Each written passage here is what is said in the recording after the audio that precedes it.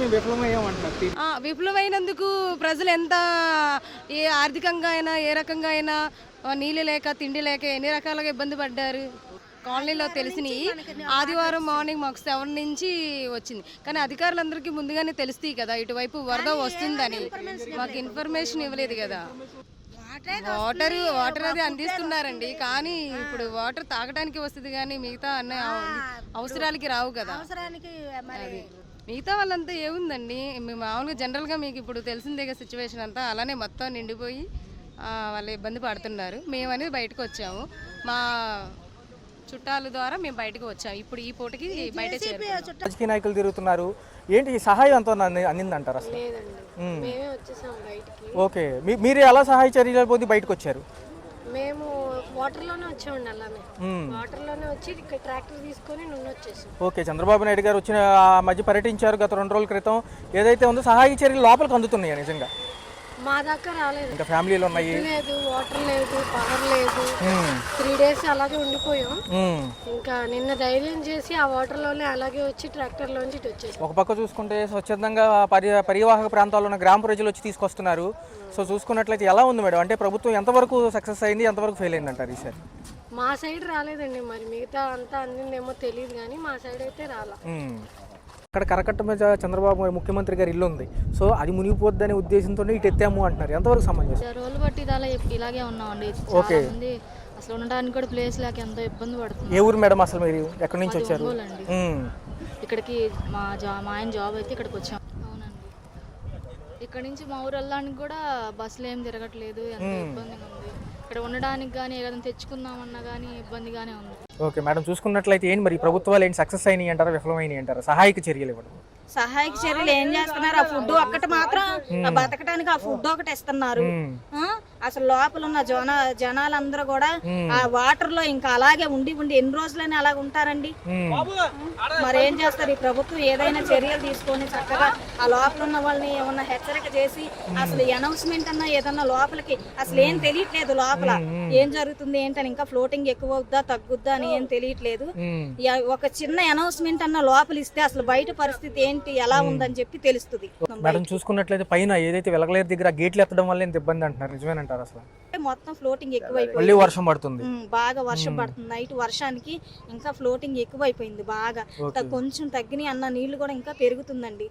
మరి ప్రభుత్వం కూడా ఏదైనా ఈ చర్యలు తీసుకొని జనాలకి లోపలికి ఏదైనా చిన్న అనౌన్స్మెంట్ ఇచ్చి ఇలా ఉంది అని చెప్పేసి చెప్తే కొంచెం తెలుస్తుంది.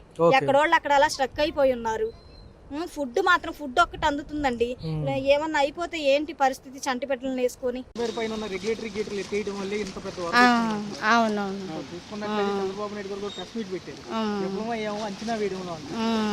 బానే ఉంది. కాకపోతే వాటర్ కరెంటు లేక తాగినా కానీ ఇంకా 2 రోజులు పడద్ది, వరద తగ్గలేదు కానీ అనుకుంటున్నామండి. దేవుడి దయ వల్ల తగ్గిపోతే ఆదివారం నుంచి అండి, ఆదివారం సండే నుంచి. ఫుడ్కి వాటికి లోటు లేదండి, చక్కగా ఇస్తున్నారు, ఏం పర్వాలేదు. కాకపోతే కరెంట్ లేదు కదా, దోమలతో ఇబ్బంది. మెడిసిన్ అంటే ఇస్తున్నారండి, కాకపోతే బయటికి వెళ్ళైనా మగవాళ్ళు తీసుకొస్తున్నారు. రాలే కొంచెం. చంద్రబాబు ముఖ్యమంత్రి గారి ఇల్లు ఉంది, సో అది మునిగిపోద్దనే ఉద్దేశంతో ఇటు ఎత్తాము అంటున్నారు. ఎంతవరకు సమంజసం? వాళ్ళు చేసేవాళ్ళు చేస్తున్నారు.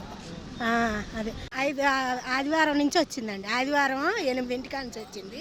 ఇబ్బంది పడ్డాము. మరి వాటర్ అయితే దొరుకుతున్నాయి, 2 రోజులు బట్టి దొరుకుతున్నాయి కానీ మంచినీళ్ళు తాగటానికి మరి ఇంక దానికి దొరకట్లేదు నీళ్ళు. అందిని 2 రోజులు బట్టి అందుతున్నాయి. జరిగింది అంటున్నారు. అసలు ఏమి అసలు సడన్ గా వచ్చేసినాయి. కింద అయితే అసలు ఏమీ తీసుకోలేదు, సామాన్లు అందరి మునిగిపోయాయి. వచ్చారు, అటువైపు వచ్చారంట.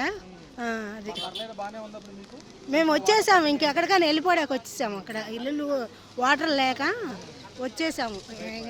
కొంచెం దూరం ఎక్కడికైనా వెళ్తాకి ఇంకో వస్తాయని అంటున్నారని. అది ప్రభుత్వాలు విఫలమైనవి అంటున్నారు, నిజంగా సహాయ చర్యలు అందినాయా? అందరూ కూడా కట్టుబట్టల మీద బయటకు వచ్చాము, కానీ అందరూ సహాయం చేస్తున్నారు. తిండి గాని, పాలు గాని, బిస్కెట్లు గాని, కాళ్ళు కూడా రావడానికి కూడా పరిస్థితి లేదు, అయినా కానీ వస్తున్నారు వాళ్ళంతా. ఇది మొత్తం పాయకాపురం, కండ్రిక, సింగినగర్, రంభాపురం మొత్తం మునిగిపోయి జలమలం అయిపోయిందండి అసలు. మేడం చూసుకున్నట్లయితే ఏమంటున్నారంటే పైన వెలగలేరు దగ్గర ఉన్న ఈ గేట్లు ఎత్తడం వల్లే ఇంత పెద్ద ఉపద్రవం వచ్చింది అంటున్నారు. లేకపోతే చంద్రబాబు నాయుడు గారు ఇల్లు అటు నుంచి అటు మునిగిపోయేది తప్ప మిగతాదంతా సేఫ్ సైడ్ లో ఉంటుంది అంటారు. ఏమంటారు మరి? కానీ ఎట్ల నుంచి కానీ వచ్చినాయి వరద. వాళ్ళ మీద ఎన్ని రోజులు ఉన్నారు సుమారు లోపల? మేము అమ్మ అసలుకి తాళాలేసి వచ్చేసామండి నడుములో.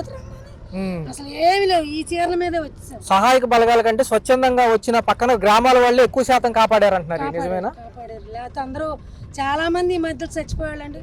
కొన్ని శవాలు కూడా కొట్టుకొస్తున్నాయి. పిల్లలు తల్లులు అందరూ బాధపడుతున్నారు, చాలా ఇబ్బందులు పడుతున్నారు. ఏదైనా గవర్నమెంట్ మాకు సాయం చేయాలండి. చంద్రబాబు నాయుడు గారు కానీ ప్రభుత్వం ఎవరైనా. ఒక పక్క చూసుకుంటే విరాళాలు పోగేస్తున్నారు. గత నిన్నటి నుంచే చూసుకుంటే ఒక పక్క సినీ రంగం వాళ్ళు ఇస్తున్నారు, రాజకీయ నాయకులు, రియల్ ఎస్టేట్లు కూడా ఇస్తున్నారు. మీ వరకు అందుతాయని నమ్మకం ఉందా? ఏమోనండి, వచ్చినాకే కదా మాకు తెలిసేది. వచ్చి మాకు ఇంటికి వచ్చి ఎందుని అని అంటే మేము చెప్పగలుగుతాం. ఒక పక్క ఫైర్ ఇంజిన్లు వచ్చి నీళ్లు తోడేస్తున్నాయి అంటున్నారు. ఎంతవరకు? అసలు లోనికి వెళ్తానికి లేదండి. ఇప్పుడు వచ్చాం మేము, మా ఇంటికాడికి వెళ్తానికి కూడా లేక వచ్చేసాం. టాటర్ మీద వెళ్ళాం, టాటర్ మీద వచ్చాం. కాకపోతే భోజనాలు, టీ, పాల ప్యాకెట్లు, బిస్కెట్లు, వాటర్ బాటిల్, భోజనాలు ఇస్తున్నారు. ఇంట్లో వస్తువుల పరంగా ఎంత నష్టపోయి ఉంటారు? చాలా పోయినాయి, ఇంకేం చెప్పలేము.